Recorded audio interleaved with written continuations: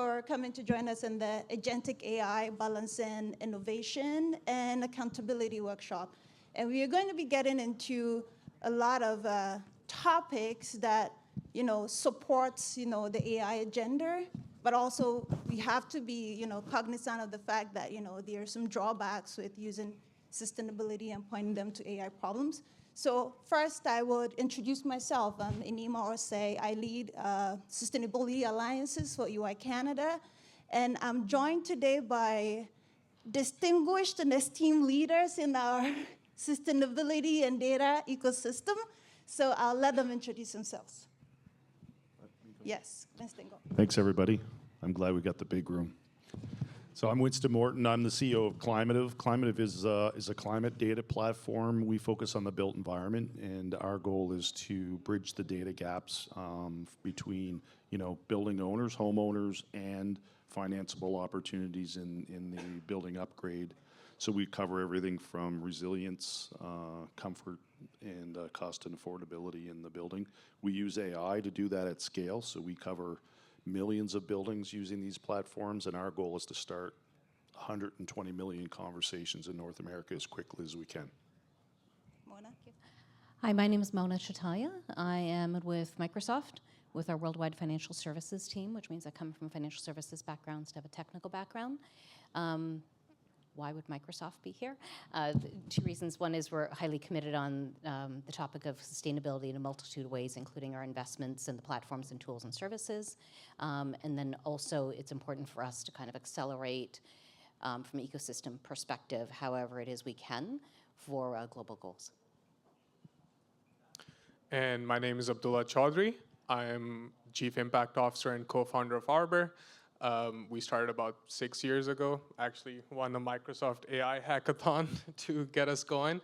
But we've been working on Scope 3 data modeling as one of the most challenging areas for data quality and accuracy. And we serve companies worldwide. You might have heard some of our customers like Crocs, the footwear company, or the apparel company Gildan. But essentially, we're trying to eliminate barriers of entry for businesses of all sizes, so the suppliers and buyers can be on the same page to make net zero a reality. Thank you all. So I'll start with a little bit of a context, and then we'll get the audience participating. We want to get this to be as much of a workshop than the panels that we've been to this morning. So we'll be looking at you to be more engaged and involved, and I will support with that and asking them difficult questions around what you're doing around sustainability and AI. So setting the context here, if you hear, we all agree sustainability is one of the defining challenges of the 21st century. And so is AI. Not really a challenge, but one of the defining solutions emerging in the 21st century.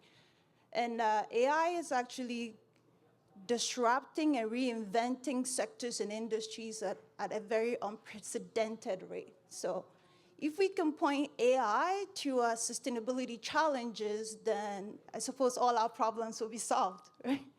But not quite. But we can understand that AI can be a good engine to support a lot of the challenges that we deal with today around, our disclosures, climate hazards that we are facing at a very unprecedented rate, ensuring that our supply chains are more sustainable, and a lot more that we can do with AI. And these are some of the subjects that we'll be getting into as we go on in this workshop. However, if we actually unleash AI untamed, it has the power to also undo a lot of the sustainability progress that we've done today. We can think about, some things that could happen around increasing our environmental impact, for an example, based on a lot of the data centers that AI ran on, or on doing a lot of the progress we've done around social sustainability in terms of our sustainable practices around people, resources, et cetera. So we are going to be getting into both of these thorny issues and good progress issues as well. So it's going to be a very insightful conversation. But before we get into it, I wanted to get your thoughts on the subject first. So we are going to be running a couple polls to get you to drive the depth and the breadth of the conversation that we are going to get into. So we can start the first poll, Eileen. So we want to understand in 3 words, what are your goals for this session?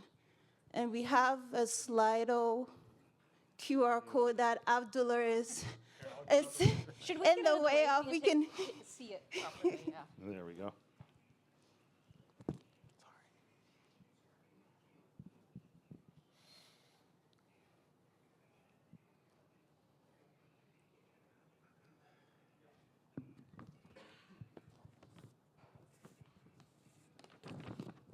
While you're thinking about the question, think about something you can actually use in your everyday life. So, yeah, the more pointed they are, the better our answers will be.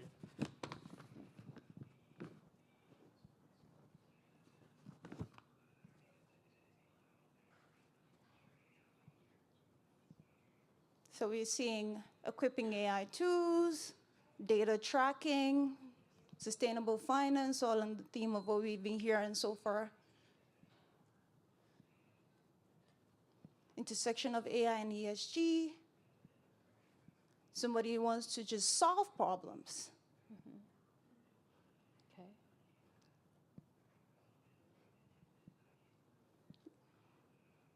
Working smarter with AI. And we also still want to learn the capability of AI. Like it's still quite an emerging capability that we're seeing and how we are applying it in our spaces. Great, I think we only have 4 others typing, but we get what's coming up, front and center for us is sustainable AI growth, which is one of the subjects we'll be touching, efficient data tracking in response to our disclosures, or then, driving insights from what we are going to be using, AI for in terms of our sustainability activities and products and services, AI cost and emissions. So I think we can go on to the next poll. So how advanced is your organization in leveraging AI to drive sustainability outcomes?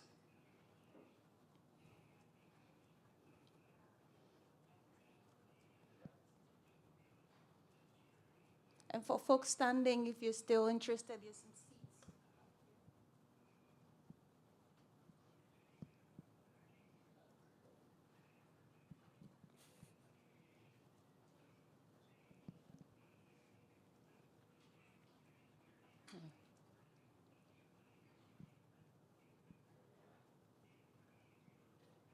I think we're having a balanced view of explorers and piloters in our midst. And even scalers as well.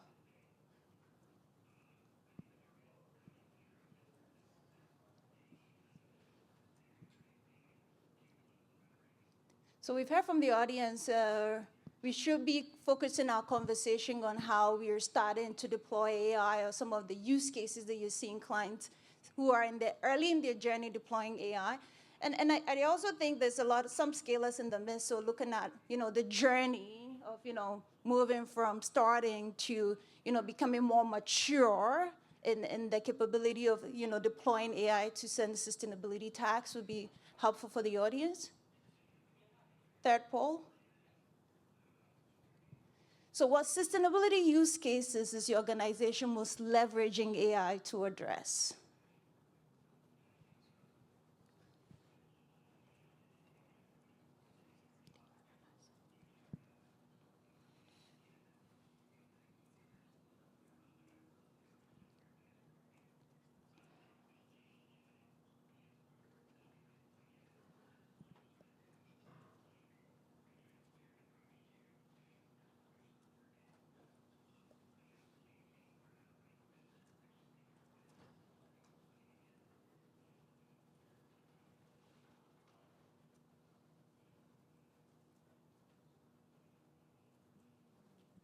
Okay. I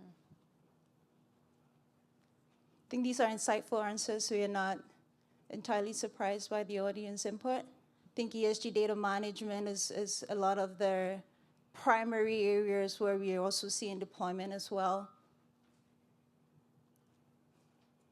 Reporting, climate risk. Okay, so I think we can get into it. We can get our panelists back on their seat. They have the context of the audience and what they want to hear about. So, just moving on from the fact that everybody wants to hear about data as a start, maybe Abdullah, I'll start with you, and then move on to Moner, because like I feel the two of you are kind of like two birds in the same nest, really figuring it out from two different perspectives. So I'll kick you off with Abdullah. So first, I want to also understand from your viewpoint, what is your view on the AI landscape with respect to disclosure, because there's a balance from the audience around data and disclosure. And then if you can get into specifically where in existing workflows that you see AI has the most potential to either reduce costs and overheads, improve accuracy, that there's a big need for that, and also accelerate disclosure timelines. We know that a lot of people spend 6 to 12 months to put out a sustainability report for the later year, right? So where are you seeing the most progress where AI has been deployed to solve some of these challenges? Yeah, I think I can cover a lot of that, but if I miss anything, please bring it back up again. So a quick question to the audience before I start. How much are you familiar with what a sustainability workflow looks like within a business? Like, are you part of one, or like, do you work closely with someone? Because I want to make sure that whatever I answer is relevant. So if you have any experience working with sustainability workflows, can I see your hand quickly?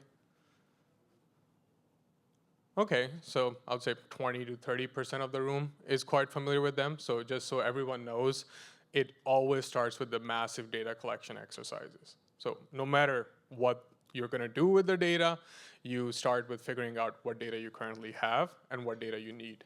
So a lot of businesses, stuff that they have operational control over or financial control over, have really high quality data within their existing systems that they can use to start getting started, but that's not really where AI comes in. In our experience, it really gets complex once you start requesting data from your suppliers or your biggest customers, and you don't know what format they're going to give the data back into, and the nature of supply chains is such that we don't all speak the same language. Even if you go buy a simple product, people from all sorts of different cultures have touched that product, and how they've made it. Only they know those information really well. So one of the very early adoptions for us within AI was that when companies request suppliers to provide information around how they were making the product, could be anything ESG related, honestly, what we ended up getting back was data in all sorts of different formats. So different files like Excel, PDF, different polls from their systems, but then also different languages. So like you'll find that, one of Canada's biggest companies will have their supplier data in Chinese because, that's who is making it for them. So the first thing that we really focused on was that how can you get all the data in without having to spend a lot of time manually going and shifting through them? So filling out the data from what you're being provided by your suppliers is a massive challenge for pretty much any business. So one of the earliest adoptions for us was to translate all of that data and map those out to input fields for whatever you're trying to do with it. For us specifically, we do a lot of climate-related measurements, so it was about environmental impacts. So we wanted to know what your bill of material was, we wanted to know what your utilities look like, and obviously if somebody's giving you a utility receipt from their local energy company, it could be in any format, it could be in any language. So yeah, so first thing where a lot of people end up spending time right now currently, and honestly that time could be spent well in other areas, was that data collection side of things. So being able to do that at scale, being able to map it out to your systems internally, we think save companies hundreds of hours, honestly. And then the next step after that is that even if you've collected all of this data, you have a lot of these major data gaps that you really need to know. And if you don't know, because these things are usually not in your operational control in terms of the materiality threshold, you can fill them out with assumptions that can be leveraged from standards or different methodologies. And again, pre-AI era or pre-modeling era, all of this stuff was manually shifted through. There was some legal expert within a company that will say, hey, this law says that use this as an assumption if you don't know what you're doing. But being able to aggregate all of those things was a pretty big leap for our system to fill out those data gaps with secondary data, with industry assumptions. Again, stuff that you could pre-train. These standards keep changing every now and then, but I'm sure we'll get to that topic later. So essentially, we would fill out these data gaps using secondary data, using industry assumptions that are in line with what the current regulation is. But usually, these are major gaps that exist, again, even if you do have really good, robust data collection. And then lastly, because I mentioned we have a few public clients who use our platform, the thing that they need, which every bank would agree in this room, is that there's a lot of red tape that they have to maneuver around. So these data points and these output calculations need to be very accurate, but their main purpose is to build trust. So one thing that we've seen a lot of uptake in is to have an audit trail of all those calculations and outputs you're going to put in your disclosures. So if there is an internal audit protocol, or if there's, for example, like an ISO audit that you can do on a certain number, like a product carbon footprint number or a life cycle assessment, what we were essentially able to leverage AI for was to create an audit trail, as in like who put in this data, is there a file that backs the input of the data that's being used in the calculations, the assumptions, which standard were they using to leverage that data. But essentially that kind of gives you a high level workflow example of how sustainability exercises are, from data collections to audits. And AI is not at a point where you can use it in all of those places automatically, but you can use them where your time resources could be spent better in other areas. Thank you, Abdullah, and very good insights shared. It's a lot of what we are seeing as well in our consulting practices. A lot of organizations spending time collecting data that's not most of the time available, and also looking at proxies to fill out the data. So I think it'll segue to you, Mona, because he's spoken about a lot of gaps in data that we need to fill, and AI has been supporting that. But first of all, I want to get also your view of how does Gen AI open new cases, and new use cases in sustainability that we can be tackling, and based off of on what we're hearing from filling AI data gaps. How do we create trust in AI when it's filling those gaps in our data that we are seeing? And how do we leverage it in a more positive way to scale adoption and add value to a lot of the data management and disclosure challenges that we're working on? Great. I'm going to suggest, Winston, do you want to move your chair this way? Because I feel like you're in a different space. There we go. Now we're on one panel. Okay, so I'll go probably up a level a little bit and back into some of the answers. Let me know if I haven't touched on anything. I think if you look at things kind of holistically, the AI allows us to do a few things. And as we all know, the AI is moving very, very quickly. One is to ingest new file formats, right? So just the idea of structured and unstructured on the most simplistic level, but within that, the idea of bringing in imagery, video, hundreds of thousands of research reports that have incredible insights, and being able to use that to supplement the analysis, right? So the ability to ingest, AI allows us to do that. And the file formats keep changing, meaning incrementally they improve over time. I think 3 years ago it was like, wow, this is so cool. We can now read a report with natural language text, and then it was images, and then it was videos, and so on and so forth. So there's that piece around ingestion. Then there is the reasoning capability. So the ability to, in a fairly rapid fire basis, go through and look for insights, trends, metrics, and anomalies as an assistant to the humans that are doing the assessments, that are responsible for disclosures, that are responsible for internal reporting, as a way of doing the heavy lift or the operational toil that's necessary because it has to be accurate, but gives them a running start. So I think that's the second element that I'd reference, is that it allows us to accelerate our analysis in a time frame where the speed of change in the climate itself is so material that predictions about what wildfires would look like in Manitoba a year ago were blown right through with this summer, right? So our ability to pick up the pace for predictive capabilities and analytic capabilities. And then if I take Agentic as the third tranche on that, perhaps some of you guys have heard the buzzword frontier firm, which is the model that says agents will work alongside us as humans with appropriate IDs, governance, and so on and so forth. It essentially will help us create some capacity. So the kind of the blended model of humans and AI agents to be able to go off and fetch the information from the sources that were referenced to be able to accelerate that analysis with all the appropriate transparency and provenance that we were discussing earlier.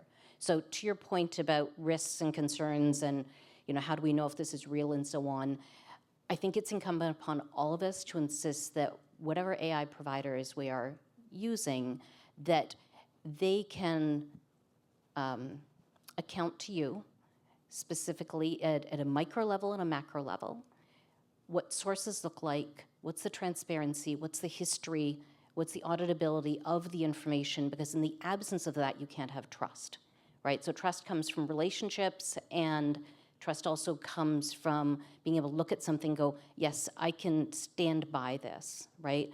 So I think from a responsibility point of view, having responsible AI frameworks and insisting upon the ecosystem providers that support you to help you support the outcomes that you have articulated is super critical. If I take two simple examples, or not so simple examples, I know we're really short on time, so I'll be quick with the two examples, of new use cases, which you asked about, Nima. Howden Institute, which is an intermediary in the insurance space out of the UK, they actually created the Howden Resilience Laboratory, where they are helping asset managers, investors, and others be able to understand the risk exposure across financial and climate elements at a greater level of granularity to help them have a better understanding of the risk profile associated with insurance, and they provide this as a service to their customers. And then if I take the Microsoft AI for Good laboratory that we have, there is an issue with flood mapping being somewhat inaccurate, I'd say, based on the obscurity that's created by clouds.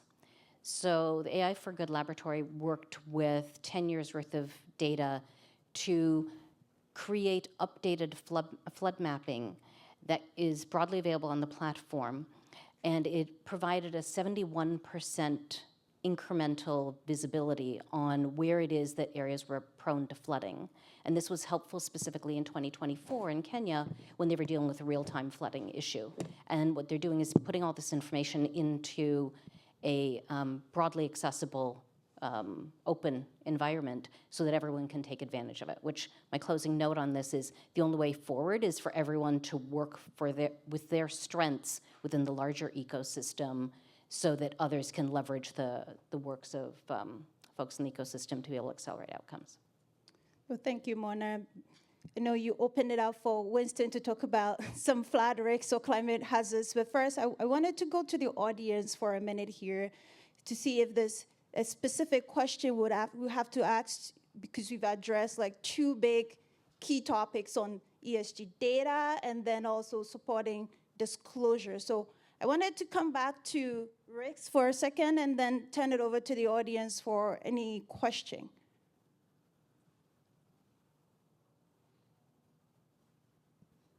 Do we have a question to support a use case? I have a quick question on both governance and Abdullah, your comment that the main purpose is to build trust. And then Mona, you mentioned the AI governance. I think everybody recognizes that those rails are needed, the governance rails are needed, but they're not quite there yet. What do you recommend users of AI, people who piloting AI for sustainability and ESG reporting or risk management use cases and are starting to scale them, what do you recommend to use as kind of a bridge to build that trust and to establish those guardrails, the governance guardrails in developing trust in AI? Yeah, sure, I can go first and then feel free to add. Yeah, it's a great question, right? Like when an AI tool gives you an audit trail of a calculation you're going to put out in front of your investors and you're questioning yourself, hey, how trustworthy is this, right? I think the part that I found it provide real world value currently, and I'm sure there are ways that it can improve, and you can speak on that. But the most important essence is like the person whose job it was to carefully sift through each one of those variables and see whether or not it does hold up to that trust threshold of the company that was going to use that output. It's to embed that in their daily workflow, right? If that person, for example, was going through the internal audit, let's say, for a company that would take them 3 months, that agentic input to their workflow is going to help them at least reduce their time, even if it doesn't reduce anybody else's time. So I think the way to build trust is to have that human supervision involved. I've been a researcher in a previous life, and I will push out a lot of crazy ideas to my supervisor, and my supervisor would shut down 8 of them, and then 2 of them would be the ones who would be like, okay, go spend some time in your lab doing extra work on. So I think in the early days, because it is still the early days and governance is literally the last threshold where probably it'll be widely accepted, I think having those people who have the history and the background and the muscle memory to say this doesn't seem right is going to help it get more accurate, and it is going to build that trust from borrowing that trust from that person. The other thing is what the company itself, like who's building these tools, could do, which what we've done in our experience so far is build anomaly detection. So like essentially if there are tools that are monitoring or supervising what it's putting in, and then essentially mapping out its sources and keeping a good standard of quality around those. So I think both need to collaborate together to get to a point where it saves company a lot of time and resources. So Mona, do you second his opinion, or you have a different opinion? Just to supplement, I'd say there's a couple of things. One is if you just start with responsible AI principles, right? The 6 principles are extremely well known, pretty widely aligned upon. Most companies, including ours, have detailed publications, if you will, that you could start as a leverage point. Starting that is say, this is how we look at it as a company, and whether transparency, accountability, fairness, the 6, if you will, and then the education across the talent pool to say this is how we think about it, and in our day-to-day, when there's a doubt, you flag it. If everything aligns, you're good, and having the auditability to say that's how that you have reviewed every use case until the operational aspects have come in play. And then for your AI providers, they should actually, within their tooling, have operational elements that allow you to review what's happened, have transparency, have auditability, and generate the supporting documentation to support it. It's not that you have to do everything. You have to ensure that those who are providing to you are also doing it, but they need to be in alignment with your governance principles. Thank you, Mona. So coming back to you, Winston. So we've had a lot about data disclosures, and there's another big competency that I wanted to get your thoughts on in terms of where we can point AI towards. So Mona started with a client use case around flat data. I want to get your perspective on some of the important opportunities that you're seeing that AI is supporting to scale physical climate hazards. Like we are seeing unprecedented, hazards this year, last year as well, and a lot of it is really, bringing havoc to the built environment. We can talk about infrastructure, buildings, et cetera, and this is where the space that you spend some time on. So we wanted to get your thoughts on, where are some of the touch points that AI is supporting to help resiliency across these hazards that we're seeing more prominently this year and last year, and where are the areas where financing can support, clients or even, homeowners to be more resilient? Yeah, thanks. And I think I want to just touch a little bit on your last question on governance. So we spend an awful lot of time on fit for purpose. And that agreement on fit for purpose is surprisingly hard to come up with sometimes. So it's not just AI. AI is just a tool. And we use physics models in our business. We use all kinds of models in our business, statistical models. They're always fit for purpose. And that's really important to nail down before you start having that conversation. So thanks. So we're in the built space, and we've heard this morning, from a risk perspective, the buzzword out there is frontier data from a point of view of creating new data to fit that purpose.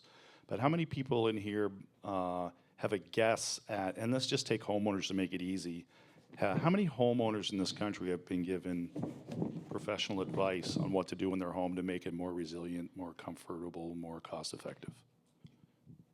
Maybe I'll start going through numbers. I'll say 50%.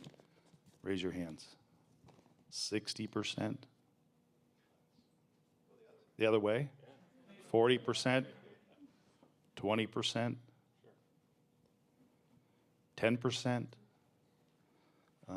It's a toss-up between 20 and 10%. So 10% is the right answer. So we have 90% of the building stock where the building owners have not had any advice.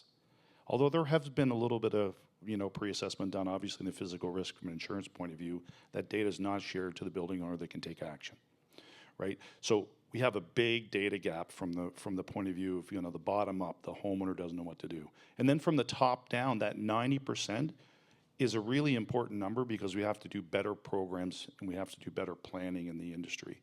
So if you're a bank or you're an insurance company, you're a government agency trying to run programs for resilience, you're working with very, very low sparse data. And that's one of the things that we do is we provide market-wide data. We have millions of buildings in our platform and we use AI to do that.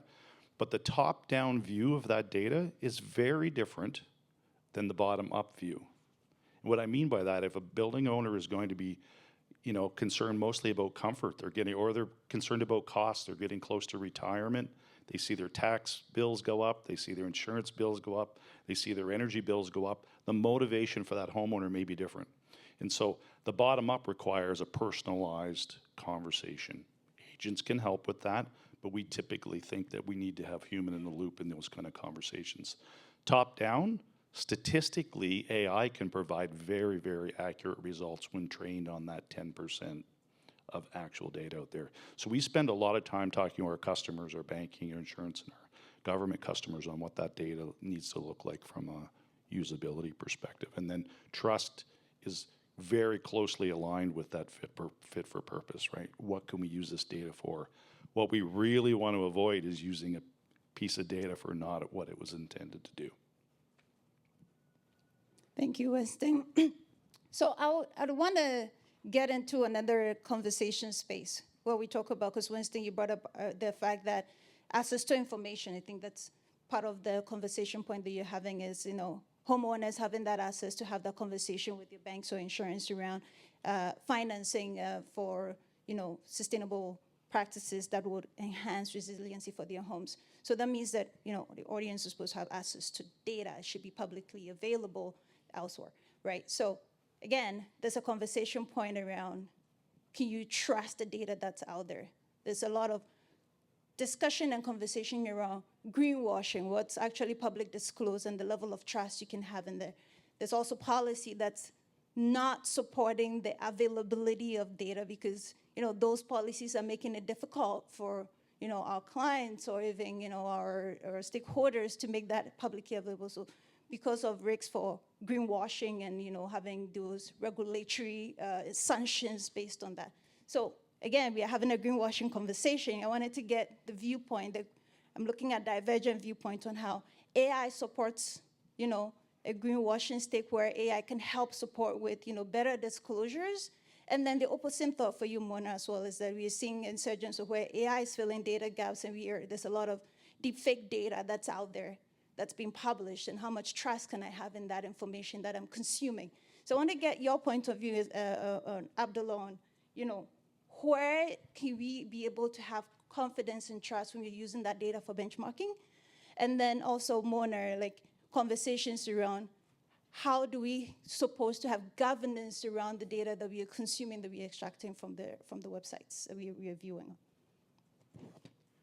Yeah, I think greenwashing is pretty timely, and I'm assuming because of Bill C-59, right? I don't know if anyone is familiar, but last year or a year and a half ago, there was a law that came out in Canada from the Competition Bureau called Bill C-59 that's intent was to have sustainability claims be credible, but what it actually did was it made everyone afraid of making any sustainability claims, right? So Now, I mean, the government's updated it with the new requirements, and I'm sure we'll all hear more about it in the open space. But the problem that it created was that companies weren't sure whether or not their claims were credible or not, and they needed secondary opinion on those claims. So for us, we've been using this format called transparency pages, which is actually generated by our own trained AI that creates the communication data needed for explaining why you believe that something is more sustainable than the average that you're comparing it to,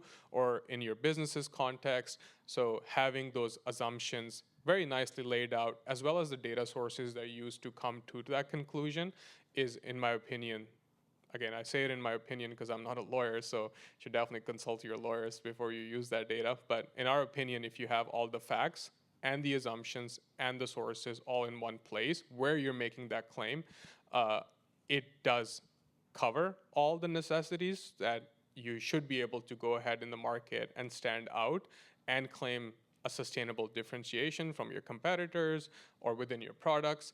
But then again, the AI component of it is essentially creating those facts that allow you to make the claim in one place.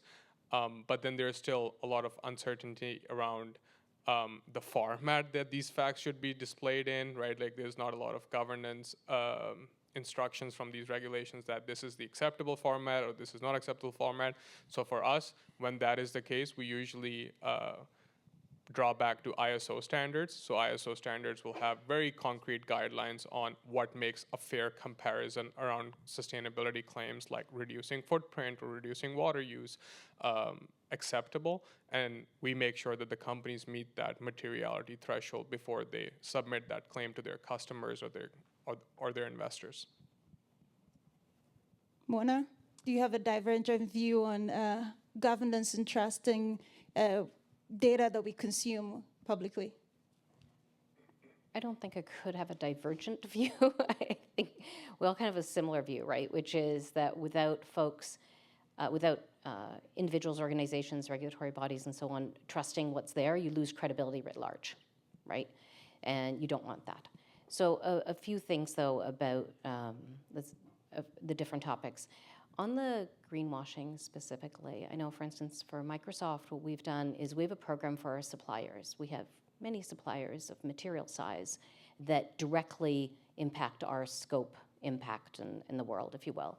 And so we've put some very stringent policies together to say our top suppliers need to align to the following, and they need to provide reports that are auditable, that prove out that they actually are aligning to our policies, and our policies are there to support our objectives. So in the cascade down of we will be, carbon negative, water positive, zero waste, so on and so forth, and ecosystem biodiversity positive, we need to be able to say, against our objectives, what are we actually doing, right? And what we are doing is not just us, it's the entire ecosystem that works in through to Microsoft. So by having the transparency of the policies for our suppliers and then the auditable reports, then we can actually see a clean cascade to what we're reporting, and that provides credibility and also gives us tremendous insight as to what we need to refine, where we might not understand something super well. On that point, though, I think having long-term objectives, which was spoken of in the earlier sessions, and staying committed to those objectives, regardless of the nomenclature using externally, is pretty critical at this point, right? And then the transparency about what you're doing, regardless of political environment. And so many companies have declared very big objective aspirations, including Microsoft. They don't necessarily know exactly how they're going to get there, but they're trying to figure out what are all the different tools that they can use to get there. So in our case, we have a $1 billion climate innovation fund, because we won't necessarily have all the great ideas about how to address climate change, but there's lots of small companies that may not get traditional financing that have fantastic ideas. How can we support them to get to outcomes, right? So we have to look at all the levers we have at hand beyond our day-to-day in order to get to outcomes. And I can't remember if I've actually answered all your questions. So I have a time check here. Yeah. Okay, perfect. We have to go. So Yeah. before we go in for Q&A, because we want to get the audience having questions, I'll have to ask one last thoughts on the thinking, because I want to make sure that we address again, some of the drawbacks of using AI when used unresponsibly, right? So, and this is an open question. I'm looking for convergent views and divergent views as well as you respond to it. So think about this for a second. So what is the one key consideration? And this is a question to you all.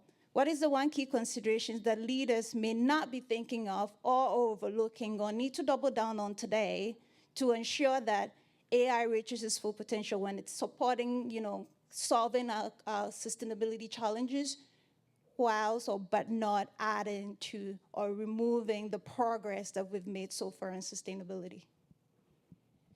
I may start with Winston. Yeah, so I mean, again, it's AI is just a tool, right? And we have to focus on the problem. And I think sometimes the fit for purpose tool would be, if there's a gap in the data, then there's no data that exists in that area. Can we create a trustworthy source? And so I think that's one of the things that we focus on is there's a cost to AI, societal cost, there's an energy cost to AI, but if we can save a truck roll by providing a remote audit, and that saves us, thousands or millions of truck rolls, I think that's an important one. And then I think the other challenge we have is mapping that into existing ecosystems. It's not molding the market to AI, it's molding AI to the market. So it's kind of a follow-up to the last question where we decided not to build internal AI metrics at all. We decided to move towards market metrics like PCAF certification, where we worked with a couple of financial institutions. I wouldn't say the financial institutions cared or not that it was AI. They just knew that we could get more data that qualified. And that's the interesting thing about the last budget. We heard the comment this morning that international standards may be the solution to some of these conversations. So yeah, so I think it's mapping the AI into the existing ecosystem rather than the other way around. Mona, last thought, 20 seconds or less. Yeah, I think leaders sometimes underestimate the potential of the talent in their organizations. The number of ideas that people have in the organization and giving them a space in which they can say, hey, even though this isn't my specific job, I have a background, expertise, skills, a perspective, and I think there's another way of doing things. Creating those forums, I think, would be actually very, very interesting. I know some companies have them, and they have nothing to do with your role. They have to do with your interest, your passion, the fact you're into climate, and all the rest of it. And those ideas can take real uplift, if you will, and create real impact. Abdullah, emissions? Yeah, I think there are major issues right now. It's a black box. I think AI is a great sword, if you want to think about it, and you can fight a lot of sustainability battles with it. But the way that sword is made, it should be open and transparent from the model providers as well as how you use it internally. So like, for example, when a company is using our software with AI inbuilt, we monitor how much energy they're consuming using the cloud. But what we don't know is like the amount of energy it takes to train a model, the amount of energy it takes to run a data center continuously, as well as like, I think everyone should know that energy affects us all because, there's a very lack of supply, and then fossil fuel is tapped into, cover whatever that supply is.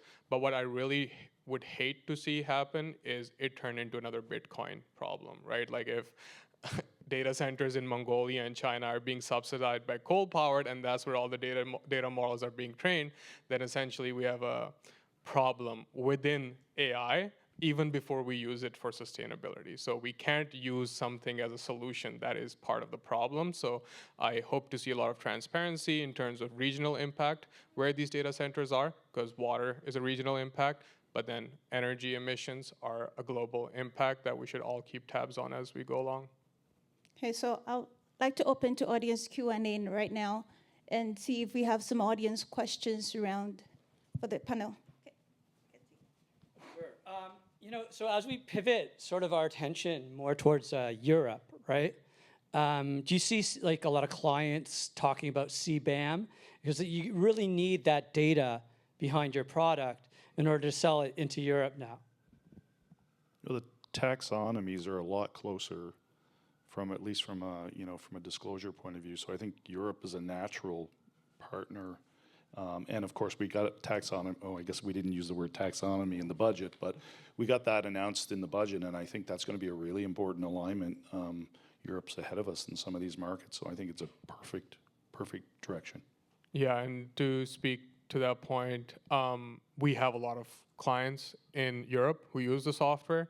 So I personally know, without naming a client, that there are clauses in these contracts between suppliers and buyers that say, if you fail to provide me this number by this date, your contract is null and void. And I think a lot of Canadian businesses and our financing community may not be aware about the scrutiny level that exists in Europe, and that our products and our businesses need to step up, not keep saying that Canada makes the cleanest X without having a transparent claim for that your customers should be agreeing to. So it's not a political debate. It's literally a supply and demand question. If you want to supply to Europe, which we all need to at this point with the current political climate, then we should be meeting our customers' demands for our product, which includes climate data at a lot more like scrutiny-based level than what currently exists in North America. Thank you, Abdullah. Did we answer your question? Yeah. Any other questions on the team?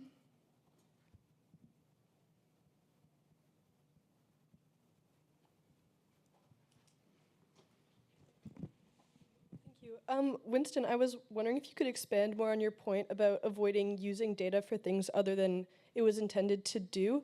I was wondering if you could just expand on maybe a few examples of what happens when we do that and why we should avoid that. Yeah, I'll give you an example. I mean, even in today's world, just take an energy assessment that happens at someone's home. That report that gets left on somebody's kitchen table is not necessarily to give them good information. Sometimes that's to avoid fraud. The government may not say that out loud, but it's to avoid a project getting paid for that didn't ever happen. So when you dig into some of these fit for purpose, you realize that, wait a second, we need to think about the way we take data to solve this problem and really dig into what the data is going to be used for. So that's what I mean. You wouldn't do a $100,000 upgrade on a major upgrade in a home without sending or having a in-person energy advisor, for example. So we would say, there's a certain amount of conversation that can be started with AI, but at some point you've got to have a fit for purpose approach, right? We're going after the 90%, not the 10% that have on-site. Does that make sense? Yeah, that's great. Yeah. Last thoughts? One last question for lunch? I want to add to Winston's answer, so sorry. I think I 100% agree with where you're coming from. Just wanted to touch base on how we've seen AI is a wild creation, right? It's changed everyone's workflow, and it creates more questions a lot of the times, like you said, when you don't have it fit for purpose. But in our experience, when a company collects all this data across their supply chain, and let's say all they wanted to do was do a carbon benchmark on all these people that they're buying stuff from, in fact, what we end up actually knowing is that the inputs that you needed for the carbon footprint benchmarking could also be used for EPR disclosures in certain regulations. So I think in sort of privacy and all those other areas, it should definitely, security was a huge concern when we were rolling it out for our enterprise clients.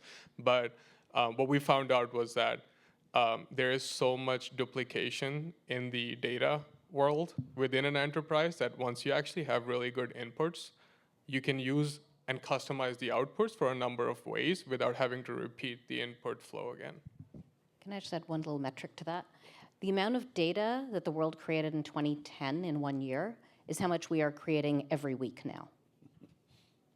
I'm pretty sure that's not all unique, net new, required, valuable data.